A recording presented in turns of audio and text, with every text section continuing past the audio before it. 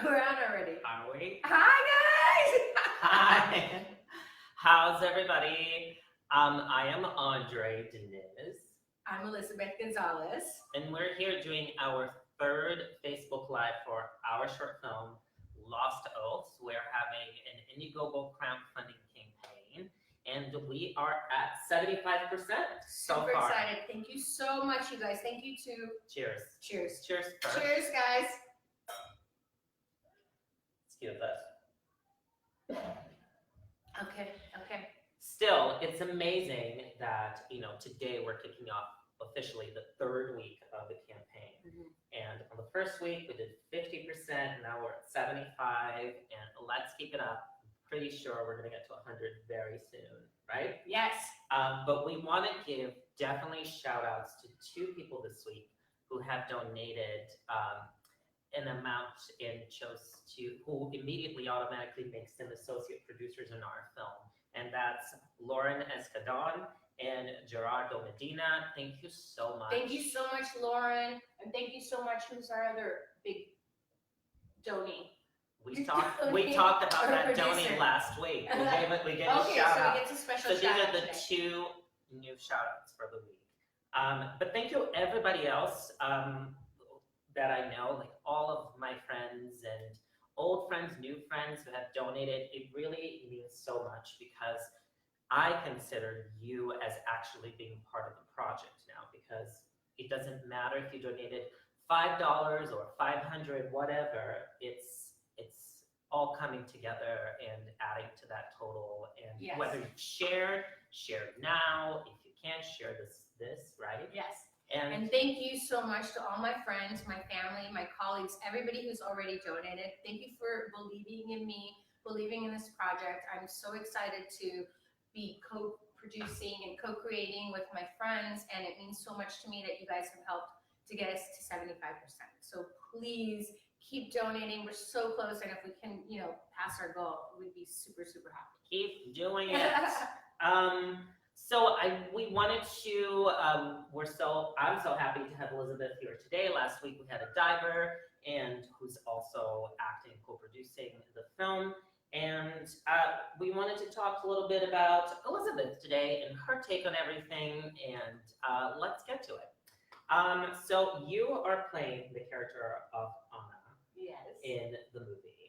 So let's talk a little bit about what that character means to you and how you relate to it and what function she's playing in the film. Well, I'm happy to play Anna because I love how she has this aspect of supporting her sister and standing up for her sister's rights, and how she uses music to kind of deal with not having anything in life and just escaping. And I know I can relate to that because I always use music when I'm sad or even when I'm happy. Just kind of takes me out of my body, and I feel like I share that with Anna, and how music is always something to cling on to when we are in pain and we feel. I can totally relate to that as well. I think as a writer, we created the movie together, and then I went off and wrote it. So as a writer, especially for a character like that, I know that when I am writing, I always have to have music in the background, which is very interesting because if I have to work, like do actual, Math. school, when I have to sit down and do math or science at home, I just cannot have any noise in the background. But with writing, I enjoy the mood that it takes me in, and it allows me to be in this, I feel like, other plane where I can. Around. Yeah. Like theta or something. Yeah. And I always think of, before I sit down and write, I always actually look to see if I had to have one song represent a character, like what would that be? And depending, as I read the script on my own before I sent it to you guys, I actually read the script 4 times because there are 4 characters in the movie, and I played the 4 different songs each time I read it just to see if the feeling was correct for each character. Yeah, I like that. And I know that everybody else does it a different way, but that's like how I do it. So Yeah. for me, it was very important that particular character that you're playing Mhm. and her relationship to music. That was like a special thing for me as I was writing it. We were discussing earlier today how, the film is about, the main plot of the film is about two sisters who are rebelling against the government and society and like wanting people to open Or their the system eyes. or any system Yeah. that's holding anybody back. And so because of their attempt, they are now in hiding. And we were discussing when we were creating the film what it was like to be in hiding or having to have things stripped away from you when you're hiding in a place where you're not comfortable. And then how for your character, having be so dependent and so coexisting with music and then suddenly be narrowed down to almost no music at all. She has access to like one record in the film and that she listens to over and over, and what that must be like universally for people when they have, for one reason or another, whether it's the government or whatever, or financial situation, what it's like to be reduced. Or people. Yeah, to have like, we even said like, oh, what if someone came to you and said you could only watch one TV show for the rest of your life and that's it, and you could watch nothing else. You could repeat it as many times as you wanted to, but you can't. What would be like? Yeah. And just as artists, for me, that was like an interesting thing to think about, because what would that be for each of us and for each? If you have one, by all means, just write it down over here. I actually want to see who's saying hello to us. Lynn, Diniz Pleasant, Justin, Eaton, thank you so much. Brendan Piazza, and a few other people who are watching right now. Love you. Yay! And so, what is that, like, what would that mean to you if you found yourself reduced to the bare minimum as an artist? Because we're lucky to, at the moment, be living in a place where we have access to things. Mhm. So what it would be like as an artist to, just imagining, because this is how we created the film, right? So for you, what it would mean to be stripped away of the things you have access to as an artist and then have to create art without any of that. I think that's where art comes out of sometimes. Yeah. Is that when something's taken away from you, then you're forced to create something else out of that lack of something. And then your imagination can grow from that.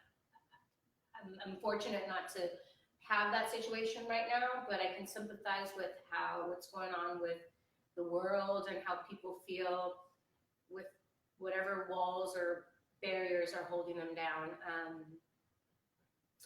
And yeah, it would be sad to have the only thing that you're holding on to, which is my character, is holding on to this little piece of record that's keeping her going, and what it's like to have that little last string pulled from you. What do you do? Part of the lyrics in the song, I wrote a song for the film, and in the script, part of the lyrics are like, if the people don't follow, like speaking of the government, if the people don't follow, shoot them all up until they all explode. And we wrote these like very intense lyrics to like a ragtime, Dixie like type of style, which is very happy. And it goes to show, like in my experience growing up and even researching war songs of, World War I in the United States or in the country where I'm originally from, Brazil, how, the art that comes out in the times when the country is at peril, right? We tend to, I think people overall are very disillusioned, obviously, when there's a world war going on. And how do you as an artist continue to create art? And so for me, it was very interesting to look back and see the music that came out during, between 1910 and 1920 in the United States, because some of it I actually felt was like Bob Dylan, because Bob Dylan was, during the time of Vietnam War, was such a huge voice, right? But then when you go back and you listen to it, you're like, Bob Dylan could have written this song like from 1917. You know, it sounds so revolutionary, personal, Or it's like relevant. spoken. Mhm. Yeah, so it's interesting, you know, art, I feel it's something that you can do anytime and you should do anytime, especially in times where you are feeling like you don't have access to things, you don't have, you know, you can still create. And Which is why we're creating this project. exactly. Creating our own stories and Yeah. content, and which is super exciting for me because it's the first time that I'm actually co-creating and co-producing with you guys, and I Yeah. asked for this, and I knew that I needed to surround myself with creative people and not wait around for opportunities to happen, and being told all the time about,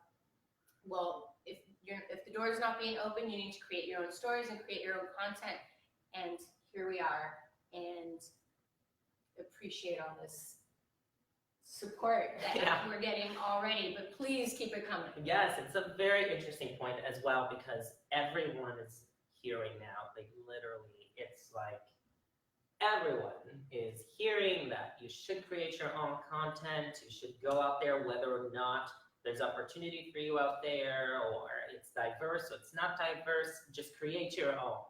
And it's something that it's important to say, it's important to hear, but also like you shouldn't have to wait for someone to tell you that to go and do it.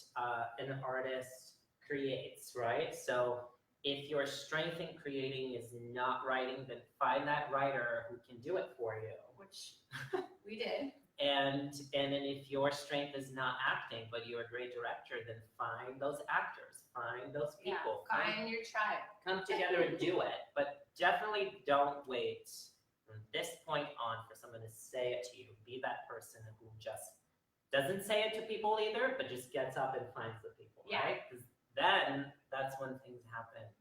Yes. And so, so talking about creating and co-producing, I wanted you to just talk a little bit about what it's like for you to, you know, be able to be now in a position of leadership as far as producing and creating the film and taking charge of the voice of the character and who the character is going to be that you as an artist is interested in playing at the moment, and how that's different than for you to getting a part that's already put together and you have to find your part in it as a writer. What are the advantages to that you found? I think the advantages are not waiting around for things to happen, but actually collaborating with people and sharing your stories, and then learning from people who've done more, like our friends, Diver and Leo, who've already produced movies. Are watching So, right now. hi guys, love you. They've learning from what their experiences and just absorbing everything and being inspired by this group of like professionals and creatives, and I just feel like I have more control, and I'm not sitting around being like, oh, when's my next gig gonna happen, or when am I gonna, you know, get a part? No, I'm just, while I'm doing the hustle of the actor, I'm also creating, and it feels amazing. It feels like I'm getting my juices, my creative juices flowing, and I'm not waiting around and feeling sorry for myself or something. Yeah. Yes, because, you know, we all want to do, you know, want to have work and so on, and we do, and we all want to, you know, dive into certain roles that we're interested in, and sometimes, you know, you're just going to do a commercial for, I don't know. We're open to commercials. To Weethans. You might do a commercial for Weethans, and is that going to like literally satisfy the creative, the artistic creative juices for you? So, you know, so for me, it's always amazing, and I find it like an honor. And in the times in my life where I've been able to like come together with other artists, create something. And at that time, for me, like this script, it's 2018, right? We got together, we created these characters. My character, I should mention my character in the film. Micah is directly not related, Cohorts, would they be yeah, cohorts? with her character in the film, and he is somebody who is aiding them in the hiding and just kind of helping them out. But Micah is somebody who's kind of like goes with the flow. If A is dangerous, he goes to B. If B is dangerous, he goes back to A. And that to me is also very interesting too as a writer, because I sometimes have had to be that in my life, and I definitely have known people who are like that always. And so for me, it's interesting to see what happens when you're involved with those people. But I find it like an honor. I can look back on 2018 later in my life, as I've looked back with anything else that I had great passion for creating, right? And go, this is who I was as an artist at that time. And this film, for example, will always remind me of all these conversations we had and what the world was like at that time. 20 years from now, I'll look back and not only will I have the film, but I also will have that very clear feel and stance that I had as an artist that year. So whether you're doing, I don't know, stand-up or comedy or drama or horror or whatever it is, that passion project is important to have every now and then, because And hopefully, it's who you are at that and time. hopefully this will inspire people to get up and do your projects. Talk about that. You mentioned a leadership program. Leadership that you were part of. Pasadena that I was part of, which has also helped me transition. And thank you so much to Leadership Pasadena, who also shared our campaign on their website. When I was in real estate, I was put in this Leadership Pasadena program that taught us leadership skills. And we worked with all facets of the community of Pasadena, the political spectrum, the public schools, the arts, everything. And you're networking with all these professionals and learning about the city and creating as a team a project that will benefit the community. And my team and I were able to create an app that helps Pasadena, something that's like a 311 or 211. But if they call this number, anybody could find another resource to help them. Great learning experience, and now I'm here using those skills to start my first co-producing and co-creating project that I hope continues to just fuel me and inspire me and to keep creating. So it's like another example how, especially artists, and I mean obviously not just artists, but people have to sometimes go into many different ventures throughout their lives, right? It's real estate, it's this, it's that, and all these things you can take qualities. Bless you, Chad. Someone just really sneezed right outside the door, and please, God bless you. And how you can use those qualities into figuring out your next venture artistically. I, for example, remember I had a job in New York City. Don't necessarily need to mention the company, but it was a political thing, actually. We used to make phone calls, every time you see on like NBC or CBS or something like that, like telling you what politician is ahead, what president, it was for presidential campaigns. So which one is ahead, or here's a poll or whatever. So I was part of doing those polls and calling people and asking for their opinion, both here and in England, and some other things as well that we did in that job.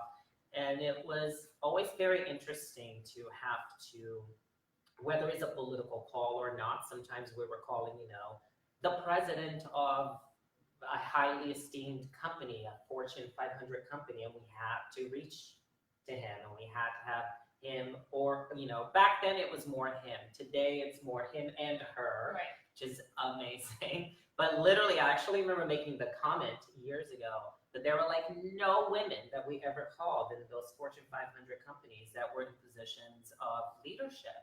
And that's so wonderful to see now that that's changing. And we learned how to do the ask in these programs. Yes. And so that's the thing. I I had to literally ask somebody. I know you're busy. I know your time matters, but I need you to sit down with me for 30 minutes and not do the very other important thing you're about to do and talk to me. And so donate your time. And sometimes we were asking for monetary donations as well.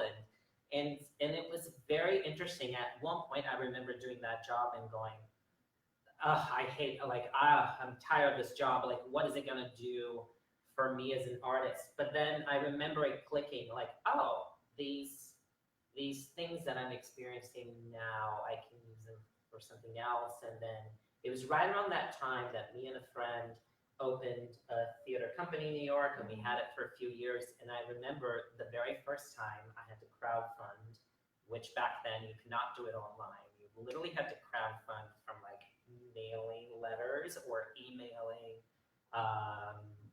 and anyway, or doing just a fundraiser. And so it was a different beast, but I remember going, oh, I can use those qualities to ask for what I need as an artist, right?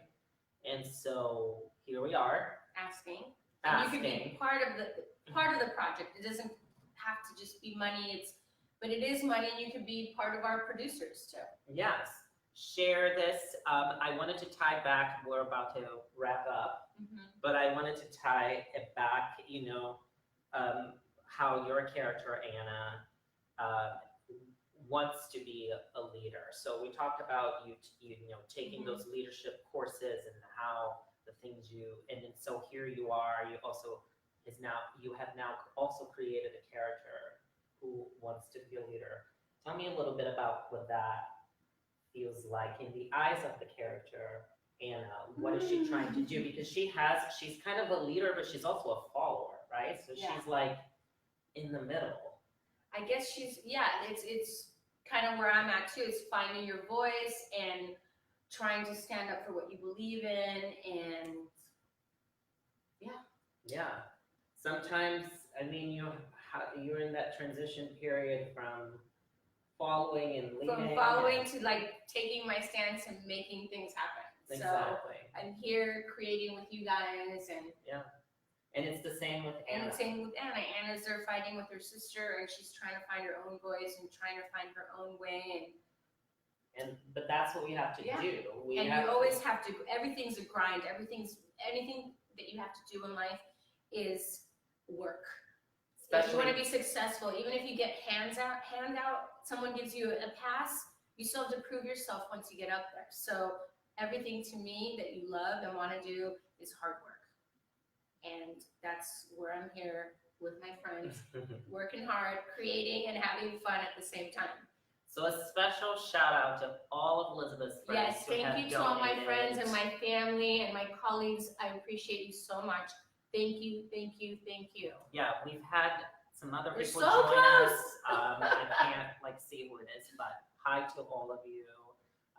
And thank you to the friends that have donated. We also want to give a shout out to Miguel Belmonte, to Adiba School, and Leo Rod. Miguel and Adiba are also co-producers in acting in the film, and Leo is co-directing the film with me. And so thank you so much. Next week, we're going to have Miguel come in and talk to us about his character and his experience and his point of view so far in creating something that matters. And we might also have Leo Rod next week as well. But if we can't have him next week, we'll sure have him another day. So thank you so much, everyone. Log into our link below and please donate, contribute whatever you can, share. Yes. The link is right there on this post, and also it's on my Instagram profile as well. You can find it there. We are at 75% right now. Thank you for that. Let's get that other 25, right? Yay! Thank you so much. Bye.